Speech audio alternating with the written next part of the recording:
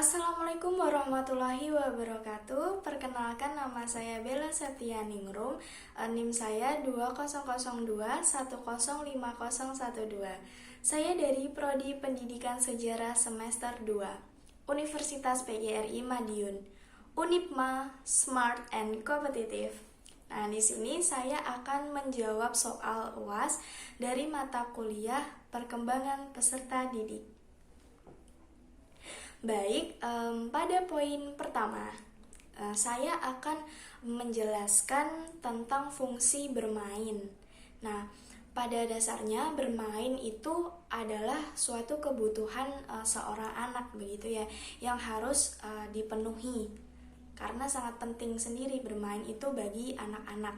Nah, dalam bermain itu ada 3 fungsi. Nah, fungsi tersebut adalah yang pertama yaitu menyalurkan energi, yang kedua adalah fantasi, dan yang ketiga adalah intelektual. Nah, menyalurkan energi. Bermain itu adalah tempat atau wadah bagi anak menyalurkan energinya begitu. Jadi anak-anak cenderung memiliki di usia seperti itu memiliki energi yang cukup besar sekali dan dia juga hiperaktif begitu. Jadi apabila energi tersebut tidak tersalurkan dengan baik, maka dapat mempengaruhi pertumbuhan anak. Nah, anak akan menjadi obesitas di usia dini dan karena jarang bergerak begitu. Contoh dari menyalurkan energi sendiri itu juga ada banyak, tapi salah satunya adalah ketika anak itu senang dengan sepak bola. Nah, maka anak tersebut itu secara otomatis akan bermain bola juga begitu. Nah, selain memenuhi keinginannya, kepuasannya, anak tersebut secara tidak langsung telah menyalurkan energinya.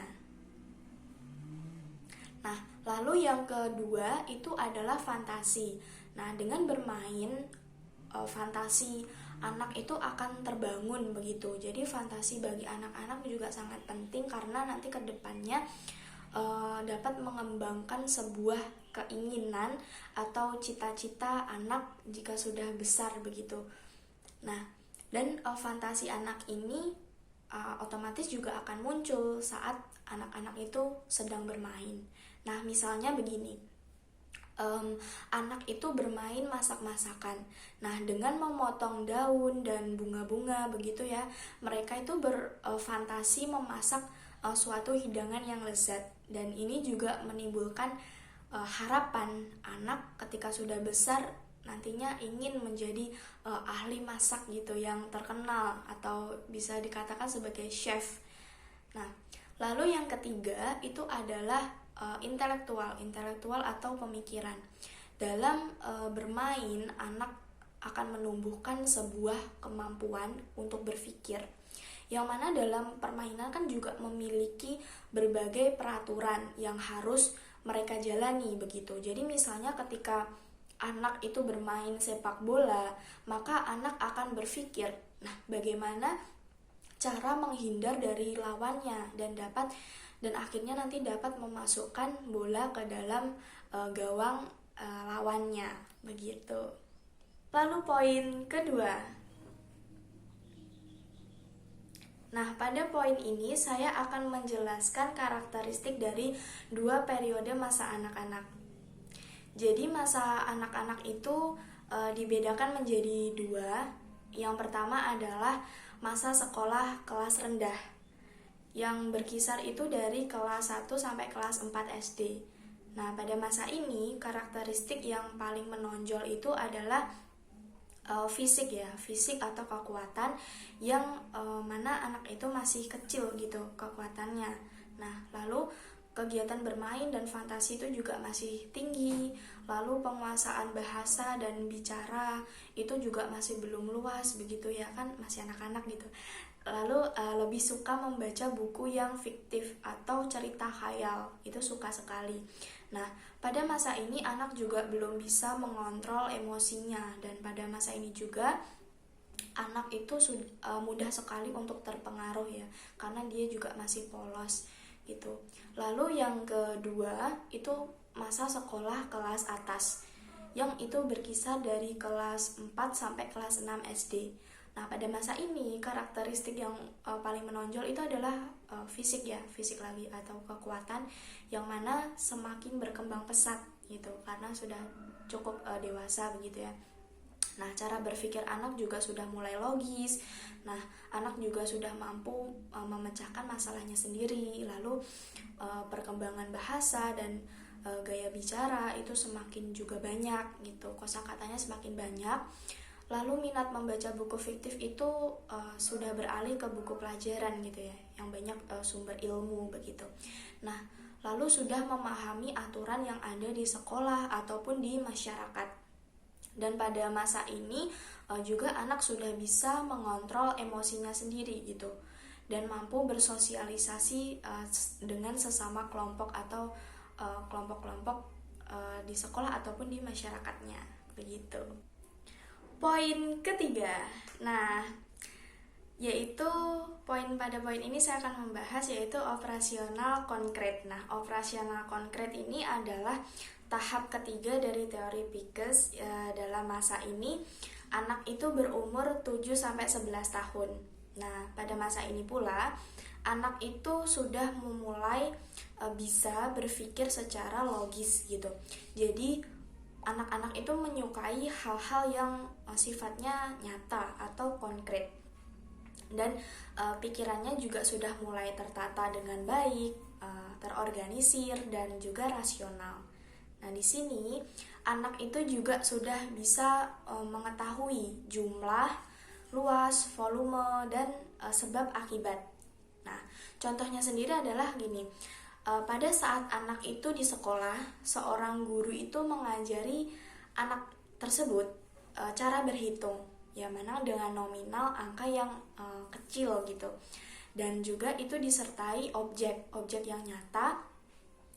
Lalu anak akan secara otomatis menerapkan cara berhitung tersebut di lingkungan rumahnya, seperti menghitung jumlah keluarga dan bisa membedakan dan mengurutkan mana anggota keluarga itu yang lebih tua dan yang masih kecil gitu. Jadi bisa mulai bisa mengurutkan.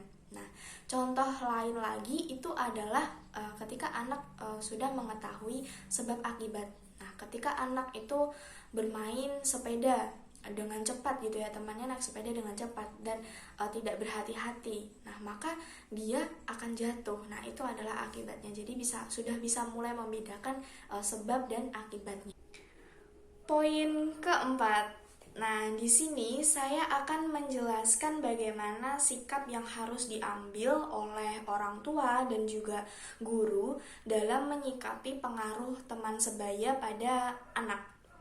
Nah, dapat diketahui bahwa di usia SD, anak-anak kecil gitu ya, itu belum bisa membedakan mana teman yang membawa pengaruh positif dan mana yang teman itu membawa pengaruh negatif.